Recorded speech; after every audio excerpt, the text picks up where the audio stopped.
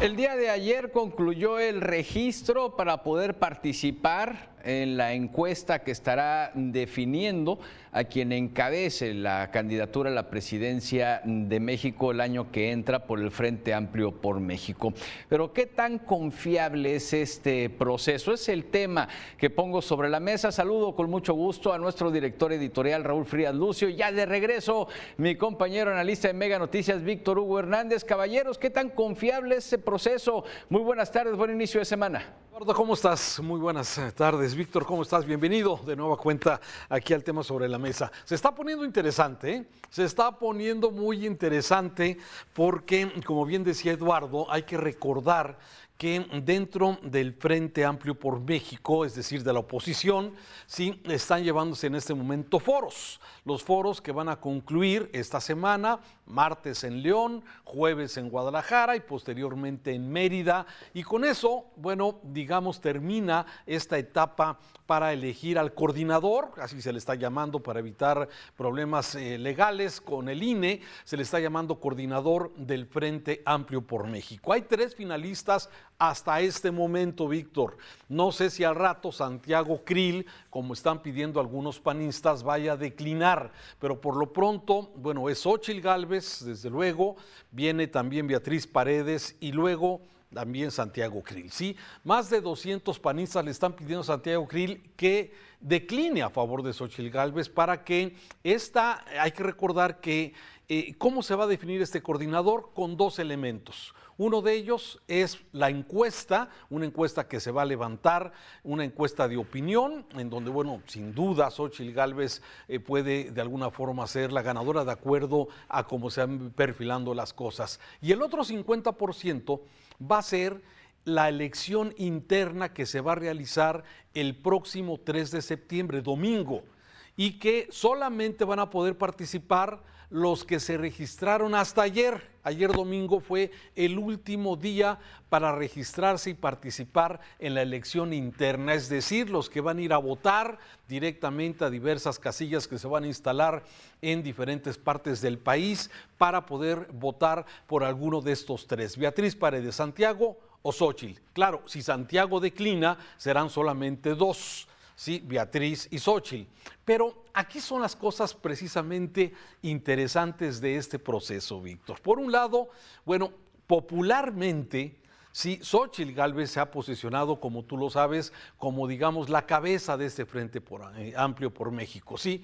Sin embargo, sí, habrá que ver quiénes se registraron y cómo se registraron para poder participar. Y es donde las cosas pueden cambiar. De hecho, hoy muchos columnistas pues señalan que, bueno, la fortaleza del PRI en esta estructura, sí, pareciera que Alito Moreno pues chamaqueó, digamos, a la sociedad civil y a los del PAN para poder de alguna forma meter en este proceso muchos priistas a través de la estructura que tiene el PRI para que el próximo 3 de septiembre en la elección interna participen en ese 50% que tendrá el valor de la encuesta. Se está poniendo interesante, Víctor.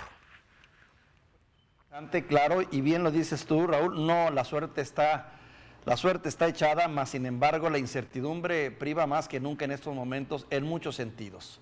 Porque finalmente es cierto, la figura de Xóchitl Gálvez, que salió como una figura emergente y sorpresiva, ahora se enfrenta indudablemente a lo que es el colmillo de los priistas y a este juego que no pocos especialistas dicen está hecho más a modo del PRI, para que gane el propio PRI, que pudiese ganar el PAN, ¿qué te puedo decir del PRD?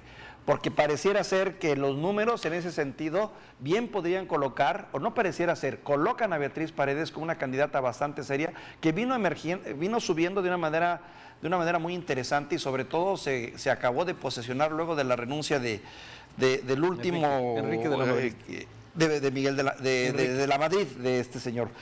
Ahora bien, el asunto está en que, ¿qué es el PRI actualmente, Raúl? El PRI, su principal fortaleza, y hay que decirlo, algo que no tiene el PAN, es primero que finalmente cuenta con más de 2 millones de militantes todavía en activo y que está repartido en todos los municipios del país y que con todo y todo, a pesar de que en los últimos 5 años perdió, ¿qué te gusta?, 10 estados, por lo menos en este momento, aunque tiene 2 nada más, que es en Coahuila y Durango, sigue siendo un factor de decisión impresionante a más no poder. Sí, porque tiene está presente el PRI. Tiene estructura, ¿sí? Víctor, tiene estructura en todo el país. Tiene la estructura, y no solo la estructura, Raúl, sí, tiene la disciplina para poder realmente empujar esos votos a favor y hacer que Beatriz Paredes pudiese desbancar a Xóchitl. La posibilidad es muy grande.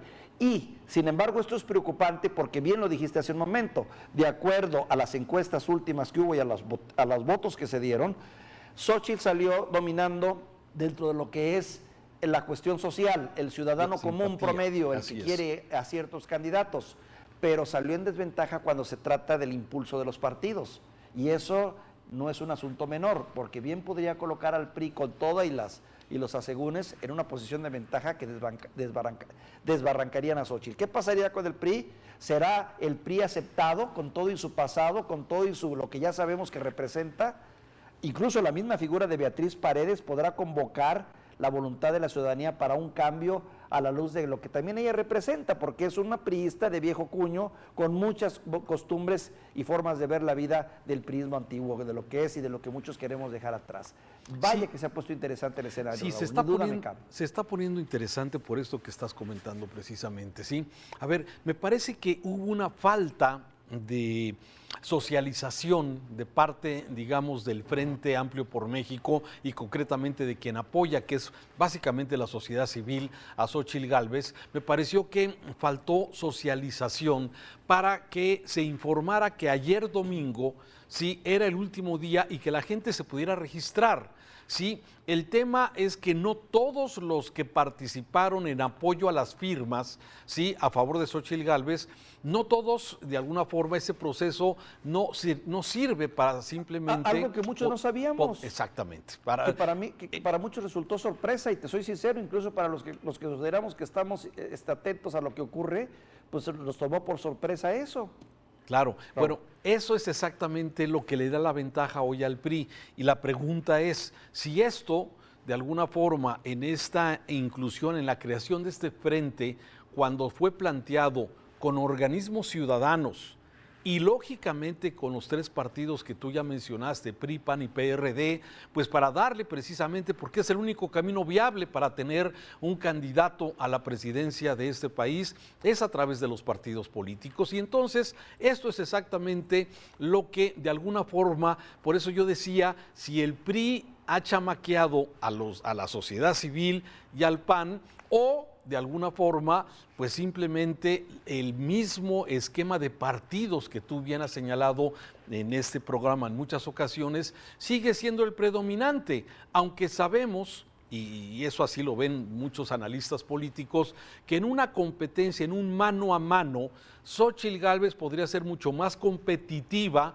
frente a una Claudia o frente a un Marcelo, en caso de que Marcelo de alguna forma vaya resolviendo todos los temas internos de Morena. ¿Sí? Sin embargo, bueno, este va a ser exactamente el reto. Por eso pienso que si el PAN logra hacer que decline de alguna forma Santiago Krill a lo largo de las siguientes horas, según se podría decir, sí, eso podría poner la competencia un poco más, digamos, más pareja, porque se irían a la elección interna solamente 2 candidatos, Beatriz Paredes y Xóchitl. Sí, y eso los panistas de Santiago Krill se sumarían de manera natural a la de Xóchitl. Sí, porque ahora el asunto, aquí hay 2 personajes que están jugando un papel muy interesante, Raúl, y que vamos a ver de qué tamaño y de qué están hechos. Por un lado, Santiago Krill, que a ver si no le gana su ambición y su legítimo derecho a tratar de alcanzar la presidencia cuando sabe bien que es tal vez su última oportunidad por edad, por revolución, por desarrollo, o hay la madurez suficiente para entender que tiene que salir de sus aspiraciones para poder fortalecer la figura de Xóchitl ante una Beatriz que también se ve que sería la competitiva en este momento. ¿Sí? Y por el otro lado está el caso de Marcelo Ebrard, que también no es un asunto menor, que también ya ha dejado ver sus molestias por ciertas cuestiones que están pasando, sobre todo lo que él llama que ha sido ciertos condicionamientos a favor de la señora Sheinbaum y que no le está gustando. Entonces, esas dos figuras van a jugar un papel muy importante en las siguientes horas, días, porque van a ayudar mucho a entender más cómo se va a jugar este juego, que como bien dice, se ha puesto interesantísimo, como es la política. Se está poniendo interesante, y déjame darle otro elemento más, ¿sí? El 1 de septiembre, el presidente López Obrador va a presentar su último informe de gobierno, digamos, el último antes de que empiece ya a terminar su sexenio. Esto es el 1 de septiembre. El 3 de septiembre, el Frente Amplio va a tener coordinador que se va a convertir en precandidato a la presidencia. Y el día 6 de septiembre, Morena va a definir también, mediante la encuesta, va a definir si es Claudia o es Marcelo. Sí, de todo parece alguno. Entonces, estos primeros días de septiembre, fíjate qué interesante, cuando el proceso electoral apenas va a empezar formalmente, porque déjame decirte que va a haber un ¿sí?, entre las precampañas que empiezan en noviembre, ¿sí?, donde los partidos tendrán que registrar a sus candidatos. Entonces, a ver, va a haber un entre lo que tienen los coordinadores, tanto el Frente como Morena, ¿sí? Empieza el presidente López Obrador con su último informe y empezará de manera natural, desde luego, ya a entrar, digamos, a este proceso de sucesión presidencial formal, ¿sí? Y ahí precisamente empezará ya el tema de la formalidad, donde el INE tiene que empezar ya a organizar la elección. Es una elección grandísima, 9 entidades van a elegir gobernador, bueno, presidentes, senadores, diputados. Es está la cosa interesante en este sentido, pero sí llama la atención que va a haber un espacio donde Movimiento Ciudadano va a poder aprovechar estas semanas que MC no ha definido qué hacer. A lo mejor es parte de la jugada, Víctor. Tú que eres mal pensado siempre y que piensas que no hay casualidades, sí, a lo mejor todo está planeado, ¿no? Pues oye, pues son juegos que luego a veces dice, como te decía anteriormente, ¿no? En política no hay sorpresas y sí sorprendidos. Y a veces pues, nuestros políticos se la pintan, sobre todo los priistas, se la pintan para ir mucho más adelante que uno en su lógica elemental de lo que es el análisis de la política. Pero déjame decirte también esto, Raúl, que todo esto que está ocurriendo es a favor también del ciudadano que tiene la oportunidad de ver y escuchar, aunque sea de manera limitada si tú quieres, porque luego son procesos muy cerrados, por lo menos ir viendo de qué están hechos cada uno de los aspirantes. Y esto también conlleva riesgos para los aspirantes que comienzan a cometer errores, sobre todo en declaraciones, afirmaciones. Sí. A ver, el error de Xóchitl Gálvez. Que los ponen en evidencia y nos demuestran realmente de qué están hechos. Sí. Y eso realmente va muy a favor de la democracia. A ver, errores de declaraciones. La de Xóchitl Gálvez, por ejemplo, de suspender las micheladas. Eso me parece que es un error de kinder, ¿sí? En un tema tan sensible y que de alguna forma es un error, ¿sí? De alguna forma. Después quiso corregir o lo quiso matizar, pero finalmente son errores que cuestan luego. Claro. Y que el presidente muy hábilmente se encarga dentro de la ilegalidad, de todavía amplificar. Darle. Ahora, el tema de seguridad, sigo pensando que sigue siendo el principal pendiente de esta administración. Y me parece que no hemos visto ni de Beatriz, ni de Xóchitl, ni de Santiago, ni de Claudia, ¿sí?, un proyecto que de alguna forma diga esto puede ayudar a resolver el problema, ¿sí? Me parece que ahí hay deficiencias importantes de un problema tan sentido para los mexicanos y que de alguna forma no haya algo fuerte, sino simplemente pues más ocurrencias de las que ya tenemos de esta administración. Me parece que sería la gran oportunidad de hacer algo muy formal, ¿sí?, un proyecto que dé viabilidad para poder contener la delincuencia, para volver a tratar de confrontar a los grupos criminales que están sueltos y haciendo de las suyas en todo el país. Una administración que ha sido amigable con los criminales, lamentablemente, dejando a las víctimas solas, como lo hemos visto en los últimos meses, ¿sí? Entonces me parece que sí se necesita hacer un plan, y me parece que ahí tienen una gran oportunidad todos los candidatos y todas las candidatas también, para poder de alguna forma hacer algo